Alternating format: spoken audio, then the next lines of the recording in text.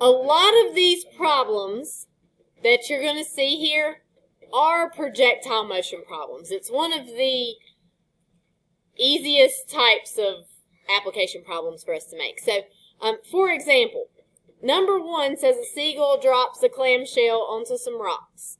The function h equals negative 16x squared plus 48 gives the approximate height in feet after t seconds. How long did it take the clamshell to hit the rocks? And so it says functions, what do I need to calculate, answer. This is just like for you to think through. I did not make this worksheet. I probably would have left that off. What I would suggest here is whenever you are looking at these problems, first of all, if they give you the function, right, that's what you're going to use. We'll look at one here in a moment that like makes it sound like you have to build the function, but then it gives you the function. So if they give you the function, that's what you're going to use. This is projectile motion. What's the initial height here? It's 48. What's initial upward velocity? What is it, Presley? It's 0 because there's nothing there. They're using an x instead of t. We used a t whenever we did this, but some equations might use a t. In fact, like number 4 uses a t. So they might use different variables. And then that negative 16t squared is the gravity part. It's kind of in a backwards order from the problems we've looked at before, right? But it is still that same equation that's being used here. But you don't have to think about that because they gave you the equation. So we've got the equation. It tells us h is height. Actually, it tells us t seconds, but then uses an x over here. So that's a typo on this problem. Those should match. It should either have t's in both places or x's. How long did it take the clamshell to hit the rocks? So that's the same as hitting the ground, right? So all we have to do for this one is type it in. H equals negative 16x to the second plus 48. It didn't ask me about the maximum. I can't really see it, but it really doesn't matter. We go up, down. We're going to hit the rocks right here.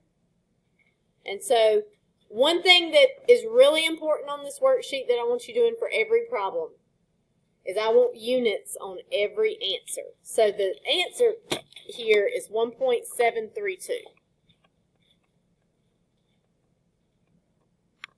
But it is 1.732 seconds. So make sure you put that with your answer. Make sure it makes sense, right? Because the question says, how long did it take the clamshell to hit the rocks? So your answer has to answer that question, how long? So if you said 10 feet or 1.732 feet, that wouldn't make sense, right? So make sure for each one of these problems, I want you to have units with your answer.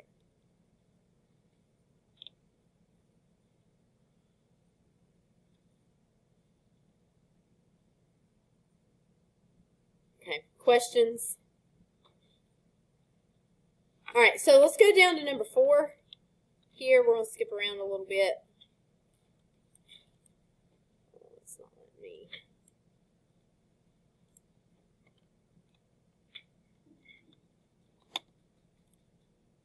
Okay, now problems like this, a lot of students miss before they even start the problem.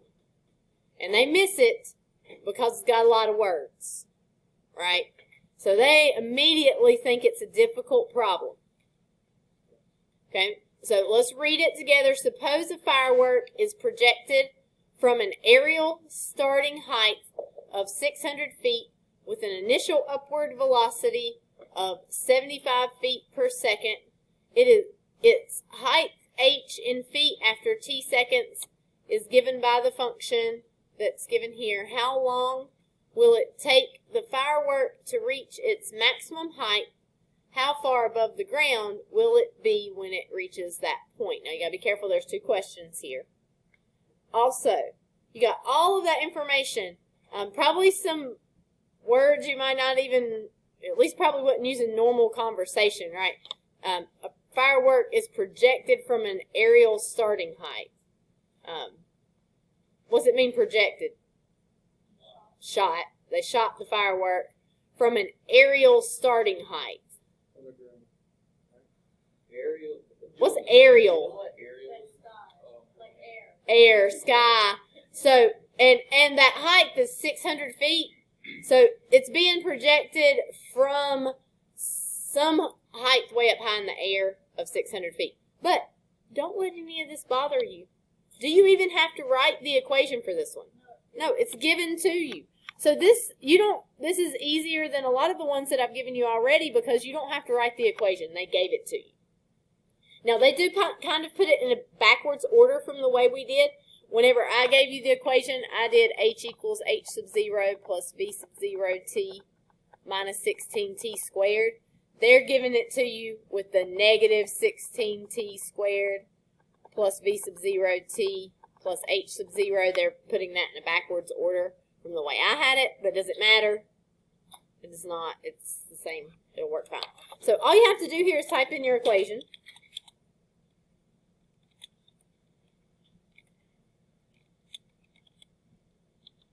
I guess I could use t's. It doesn't matter.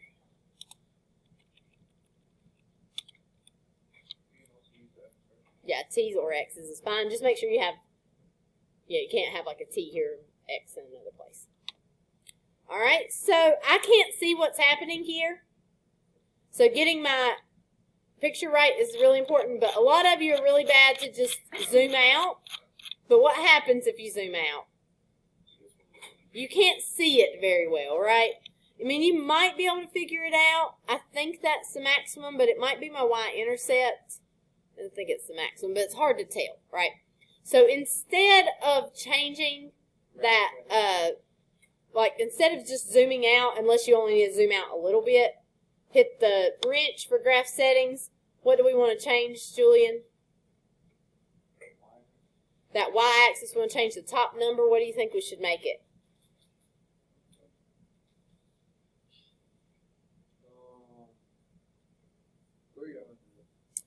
What's our starting height?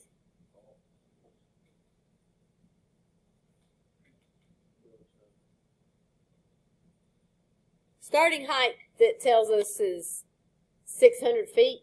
So I would do at least 600, but maybe even like 700 or 800. 700 work, 800 might be a little bit better to give you a good picture. So at least change those numbers, and then you can zoom in and out a little bit without it getting so skinny that you can't see what's happening there. So it asks two questions. Both of them are about the maximum. How long will it take the firework to reach its maximum height? How far above the ground will it be when it reaches that point? That it should not have a apostrophe there.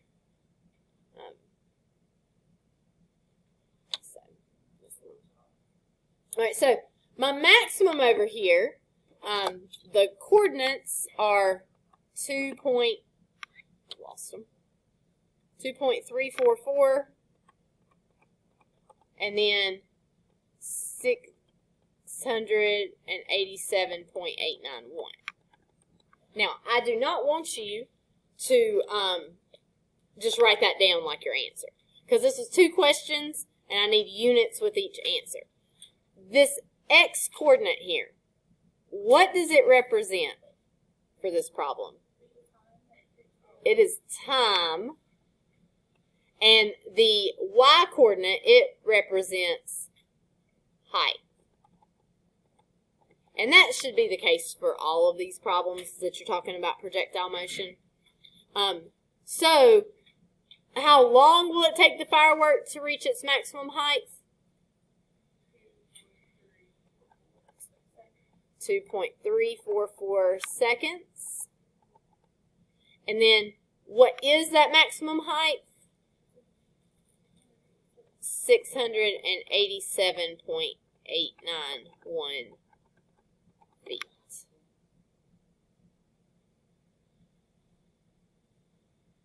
So be careful to make sure you answer both questions there. Mm-hmm. So, if I'm not with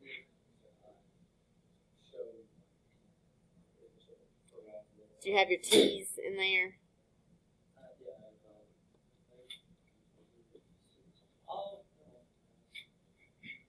Missing your T's?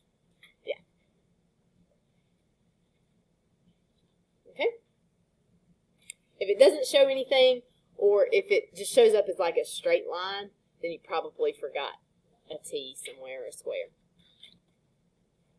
Okay. Questions on that one? So, is this problem super difficult? No, it should be pretty straightforward. But you have to practice some reading skills, picking out the important information, and generally just not panicking because it's like a whole paragraph long, right? So, let's move on. Why is that black?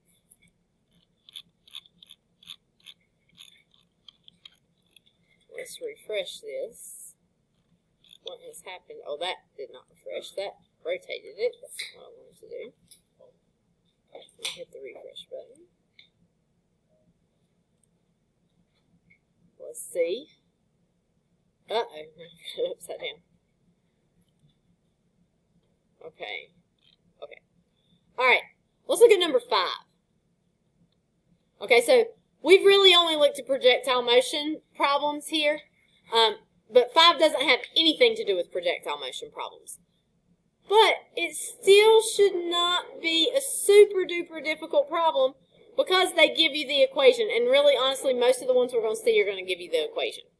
So, suppose that the equation here represents the value of a car from 1964 to 2002.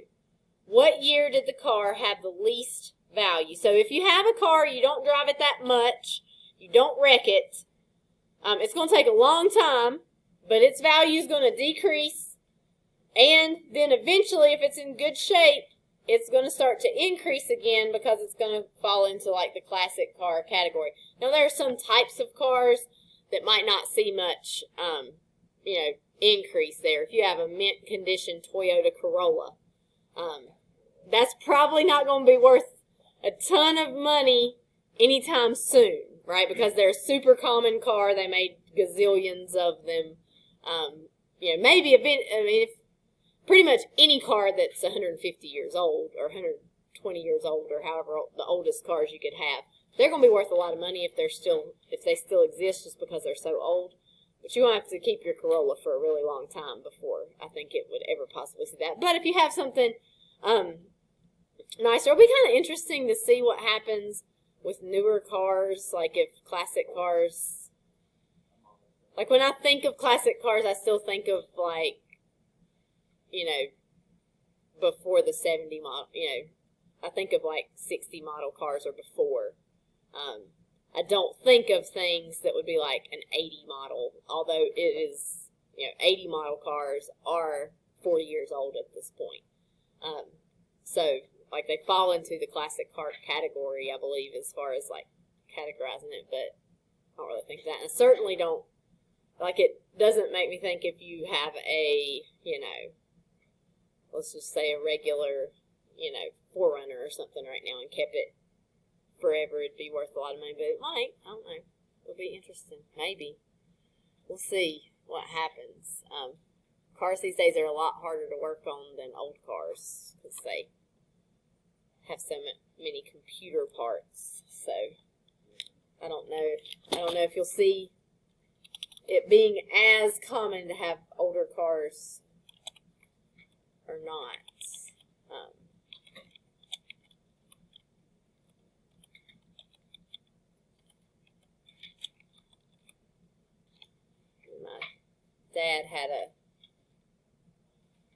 My dad has several old cars, but he had a K5 Chevy Blazer that he was really trying to keep going for infinity, but it didn't make it. He drove it every day though. Is that the one that he said have garages full of stuff? Yeah, he has more garage space at his house than he does living space. Like, he has significantly more garage space, significantly more than he does living space. And they have, they have a pretty good sized house. It's not huge, but it's not well organized. I wouldn't say he's a hoarder, but he has a lot of projects. He has. Are they like cars or just different things? Oh, he doesn't do it as much as he used to. He's getting old, so he doesn't work in the shop as much as he used to. But whenever I was a kid, he was in the shop every night. Like his best one, he's got a Cadillac that's a '60 model Cadillac. And it's bright red. It's convertible. It's like fully restored. It's got like white leather interior. It's super nice. No, he restored it when I was a kid, and he would take it to car shows and stuff every once in a while or something like that. But he doesn't do a ton of that. He mostly just really likes working on stuff like that. He was really into motorcycles for a while. He did a lot of motorcycles. Whenever he was really into motorcycles, whenever he was young, before I was born, he was in an Easy Riders magazine. My mom hid it from us because it had ugly pictures in it. Not in his section, but they did my dad only has one arm. When he was 17, he had cancer, so he had to have his arm amputated from the elbow down. So they did like a article on him in Easy Riders because like he had a nice bike and he had like rebuilt all of it and done it all with one hand. So, he was really into motorcycles for a while. He doesn't do motorcycles quite as much now. But he does a lot of that stuff. He does do some math with it every once in a while. He was telling me about some formula he used the other day to like figure out the size of something that he needed to do something. I can't remember what it was. Should figure that out, shouldn't I? But he does a lot of that stuff. So he has a lot of cars that possibly might increase in value. That Cadillac's really nice. He's also been into rat rodding things. His most recent thing. I don't like those. They're not pretty. They're like whenever you take an old car and you don't really fix it up except for you put a big engine in it and nice wheels. And then it's like rusty. But, yeah, I know it's the point of it. Yeah, some people actually start with nice cars and make them look worse trying to get the effect. He just starts with ones that are rusty already. But anyway, he's into a lot of that stuff. So he doesn't do it like he used to. All right, so, but we got cars. It's going to decrease in value at first, but then it may actually increase in value. Like I said, if you're not driving it, like my dad's cars, he just puts them in the garage and rubs on them every once in a while. Might go ride them around town for a second, but he doesn't drive them regularly. So if we see this, we're going to see it increase. But when I graph it, I see nothing. So that means I probably need to increase my Y. What should I increase it to? I know that I at least need to go to 3,500 because that's going to be my Y-intercept. So let's try that and see what that gets us. And a lot of times that'll get you to where you can kind of zoom in and out from there, and that does. All right, so you would expect this probably to happen, especially if you're dealing with something that is a car that would be something that you would expect people to collect. So if you have, a sports car or something that's fancy, you would see it decrease, and then eventually it's going to start to increase again. If you were right now, there'd be some kind of weird jump because of car prices right now being crazy. But we would look at the minimum value. What did the question ask us for? What year did the car have the least value? So I have, well, let's see if they'll let me write. Okay. I have the point. I'm going to write down the point, but only one of those numbers can be my answer, right? So 11 point, and actually the number itself is not going to be our answer. 975.494. All right, so we got to think about this was my X and this was my Y, right? And so what does the Y represent here? In this case, they use a V instead of a Y.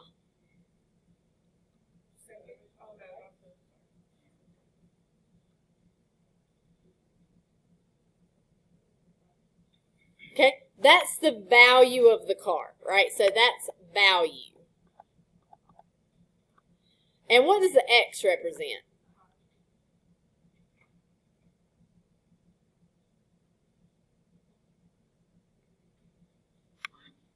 They do tell you this right here with the X. X equals 0 in 1964. So X is going to be our years. Specifically, it's going to be the years since 1964, since they tell us that 0 is representing 1964 there. So the question says, what year did the car have the least value? So are we concerned with the X or the Y coordinate here? X. But if I answer the question, what year did the car have the least value, and I say 11 years, or 11, that will make it sound like, because when I say what year, I'm looking for the number of the year, right? That will make it sound like it was the year 11. Did this car exist in the year 11? It did not. So when I want to give the answer as like 1973 or 1995, what do I need to do so that I can get that? Good. We'll take that 1964 and we'll add 11 to it, so we'll get 1975. And that's a very small decimal. That's negligible for this particular problem. So 1975 would be our answer. So you have to be really careful when you're reading these and make sure you're giving the right part of the answer. Most of you are pretty good at finding the minimum, but you got to know which piece is going to be your answer there.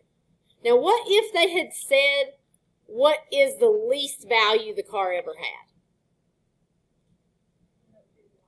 Then it would be the Y, and we'd say $975.49, right? So we'd go, those are going to be dollars there for that. So the car got down to being about worth $1,000, and then it increased after that.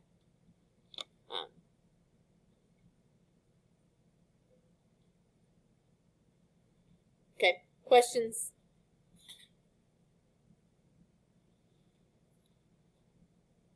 All right, let's look at 7.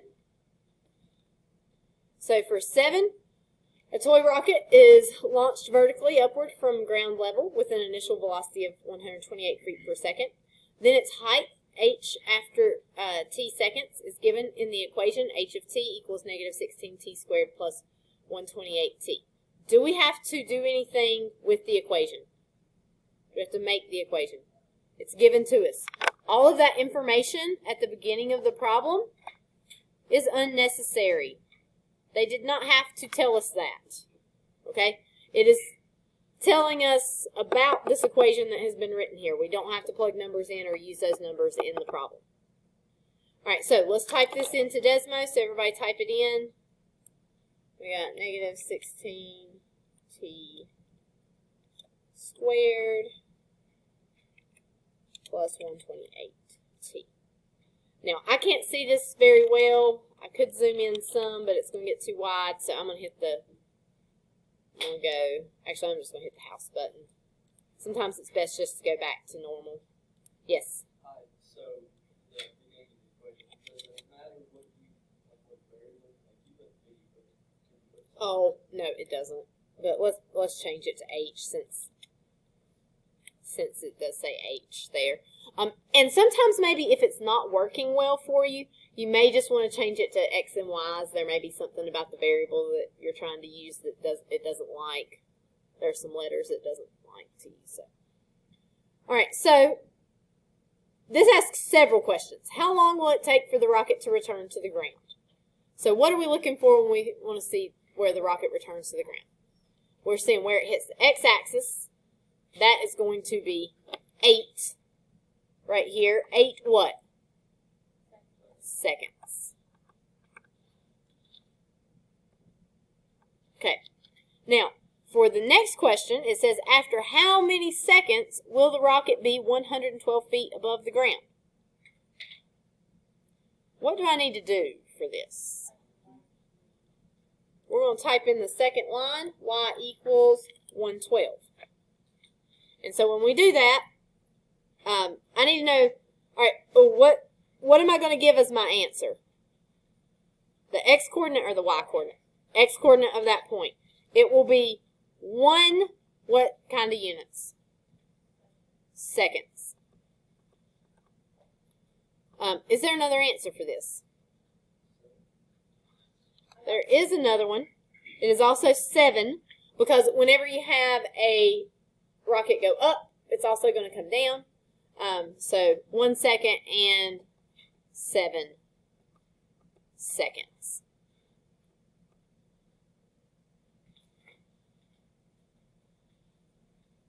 Okay, questions so far? All right, now it's asking us about maximum height. So that is this point here. Let's see, Hank asked for how long will it take the rocket to hit its maximum height? What is our answer for that going to be?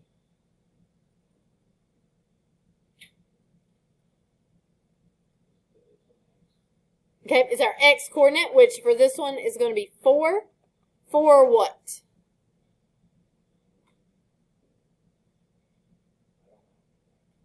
Okay, but for, like, what are our units there? Seconds, good.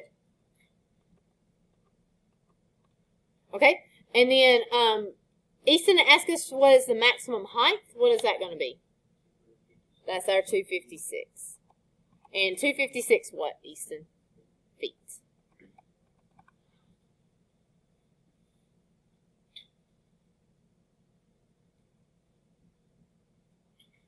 Okay, questions?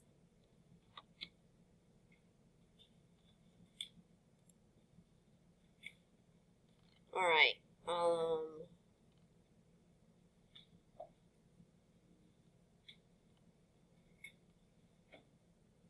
Let's look at 10. All right, so whenever as you move forward with this, I gave you guys the equation H equals H sub 0 plus V sub 0 T minus 16 T squared. Okay. I gave that to you for a couple reasons. Number one, the textbook that I got the idea for the pumpkin chunkin from, those are the variables that it used. That's the way that it gave the equation. Number two, I do think it's a good idea for you to get a little bit of exposure to those variables that have subscripts with them, that H sub 0 and V sub 0. However, here I see a ship drops an anchor in a harbor. The anchor is 45 feet above the surface of the water when it is released. Use the vertical motion formula, H equals negative 16T squared plus VT plus S, to answer the following questions. So, depending on what textbook a problem comes from, depending on who's teaching it, you might see this equation that I've been giving you written a little bit differently.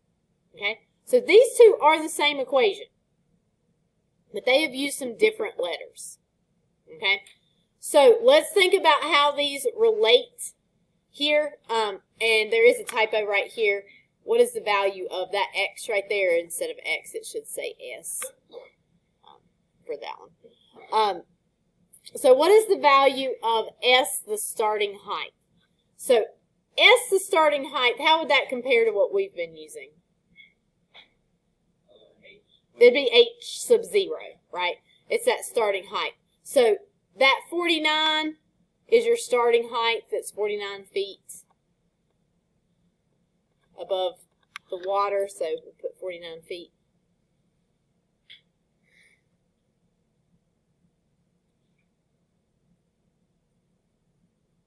Okay. So if we think The next question says, what is the value of H when the anchor hits the water? So the regular H right here, right? What is our height when our anchor hits the water? It's 0. Then it tells us the starting velocity is 0. After how many seconds will the anchor hit the water? So we need to write our equation, right? If you don't like this different version of the equation, you can use what I gave you and just write it in that order. That's fine. Or if we're using the equation that they give us here, H equals negative 16t squared plus VT plus S. If we're writing our equation, the negative 16t squared just stays. What is our V? That is our velocity. And what is our starting velocity? It is 0, because even if it didn't tell you starting velocity is 0, how else would we know the starting velocity is 0? You're dropping the anchor. You're not throwing the anchor up or down. You're just dropping it. Right, so that word drop also tells you that the velocity equals 0. There. And then our S here, we've already said would be 49. That would be our starting value. So I've wrote it in the order that they've given us here. If you wanted to write it the way we wrote it, it'd be 49 plus 0t minus 16t squared, which is 49 minus 16t squared. Over here, we're getting negative 16t squared plus 49. You guys recognize how those are the same, right?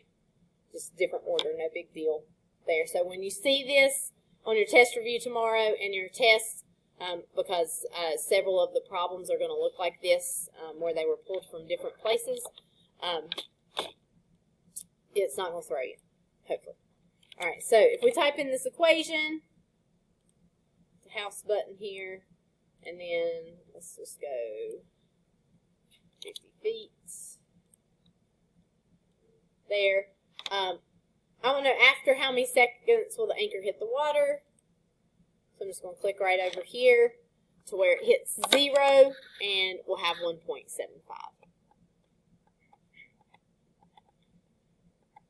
seconds. So some of these problems will ask you to write the equation. So just pick out your information that you know, like we've been doing on those particle motion problems. Okay. Questions on that one?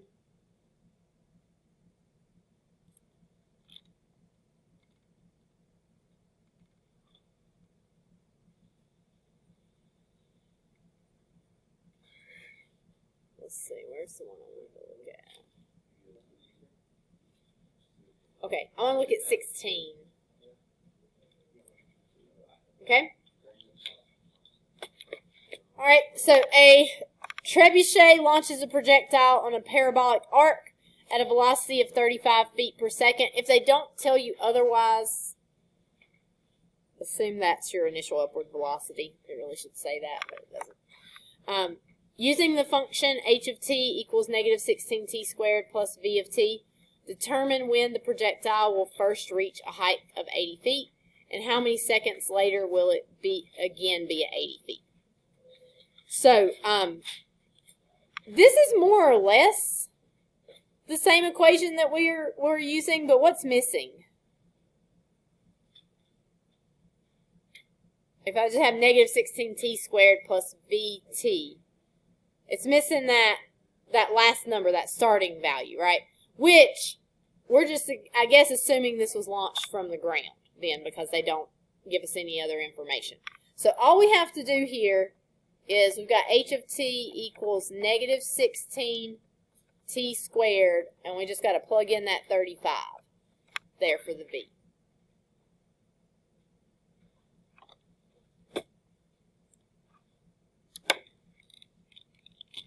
Okay, so we've got negative 16t squared plus 35t. Oh, shoot. There's a couple problems on here that are, I'm not looking at my key, that are just, they're I don't know if they're meant to be trick problems or if they're just bad problems. I didn't make this worksheet, so I don't know the intentions of the maker of this one. Okay, so I got it from Miss Martin, but I'm not sure she's the one who made it. She might have been, could have been.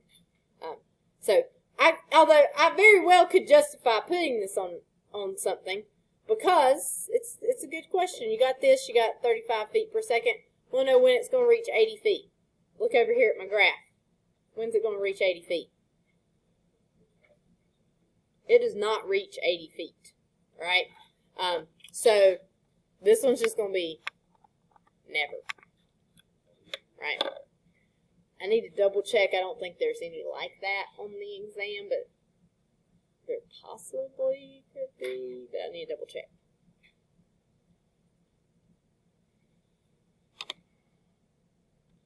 Okay. Probably could have looked at that one. I may have forgot to.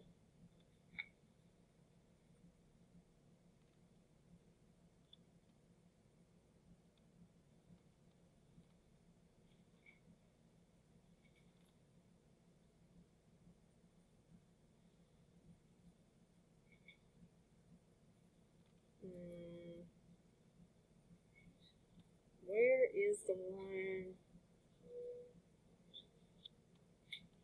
that I was thinking of here?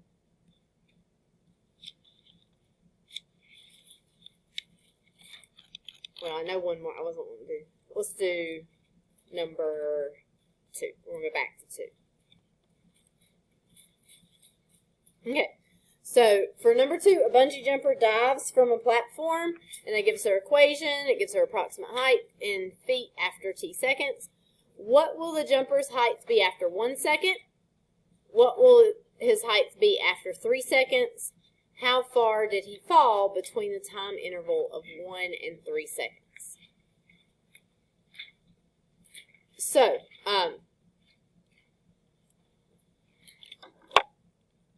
let's put in our equation.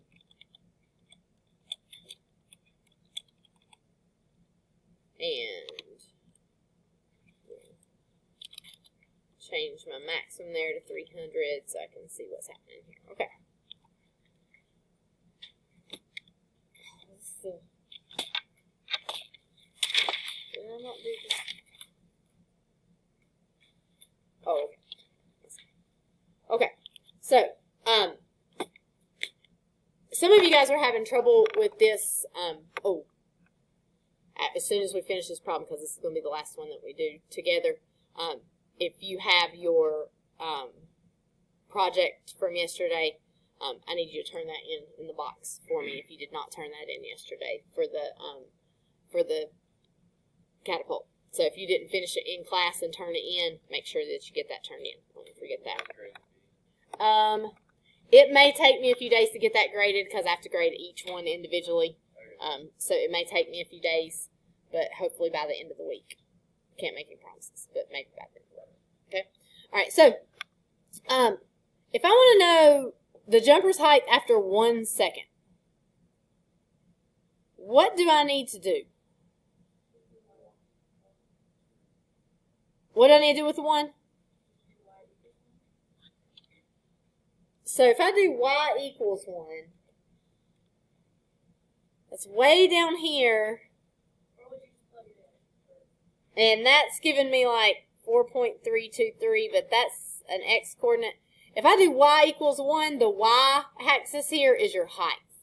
So that would tell me when I'm at 1 foot, which is not what we're asking here.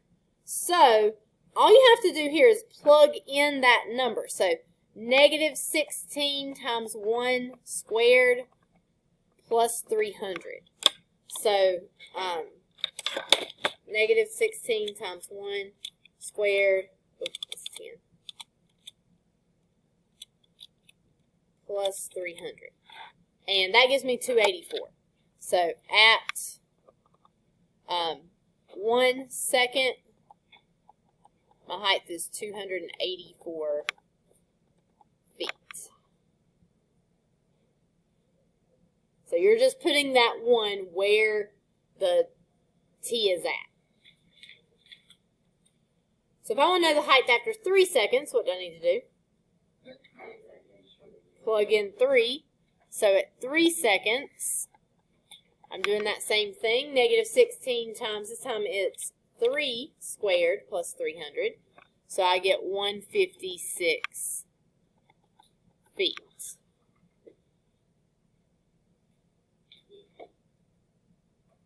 Okay, so this question asks 3 questions, really. What will the jumper's height be after 1 second? What is his height after 3 seconds? How far did he fall between the interval of 1 to 3 seconds? So that 1 to 3 seconds, how far did he fall? Okay, what did you do to get that? 284 minus 156 gives us 128 feet. And that's from 1 to 3 seconds.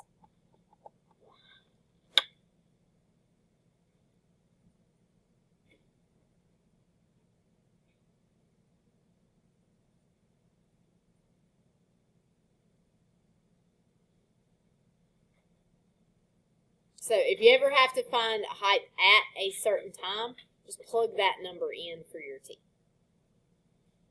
Okay, questions? All right, we've done several of these together. I want you to go back through and do the ones that we have not done.